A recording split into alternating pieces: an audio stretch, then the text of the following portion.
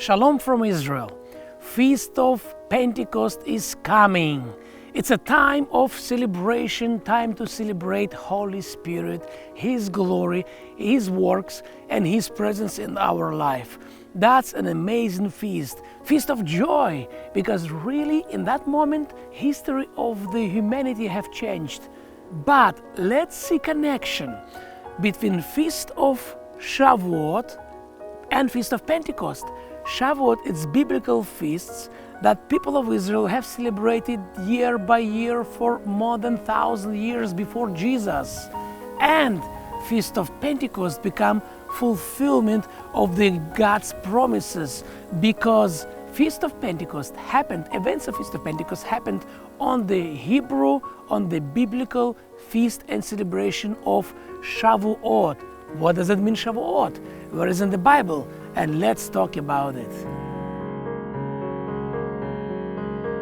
Leviticus 23, verse 15 and 16 says, "And you shall count for yourselves from the day after the Shabbat, from the day that you brought the sheaf of the wave offering, 7 Shabbats shall be completed." Now, God is teaching people of Israel, you have to count 7 weeks. It's only feast in the Bible when God said, name of this feast, actually, Feast of Weeks. Shavuot is a week, and many weeks is Shavuot. So God has literally given name to this feast, Feast of Weeks or Feast of Shavuot. Also God is saying, you shall count from the Chag HaBikurim, from the Feast of the First Fruits, you shall count 7 weeks and then celebrate.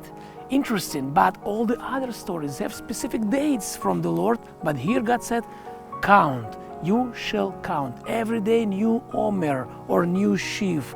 We call it Feast of Shavuot, Feast of Sfirat Omer or counting sheaf. So, God is teaching us, watch out, to be ready, to prepare, and to count every day. There is a beautiful expression in English, count your blessings. That's it. It's a time to count God's blessings day by day.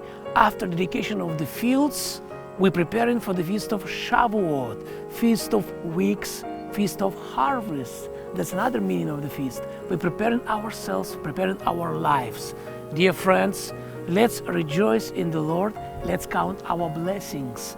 You see, these beautiful fields are ready for harvest, and it's a time to think about our life, to rejoice in the Lord and to celebrate blessings of God, because He is good.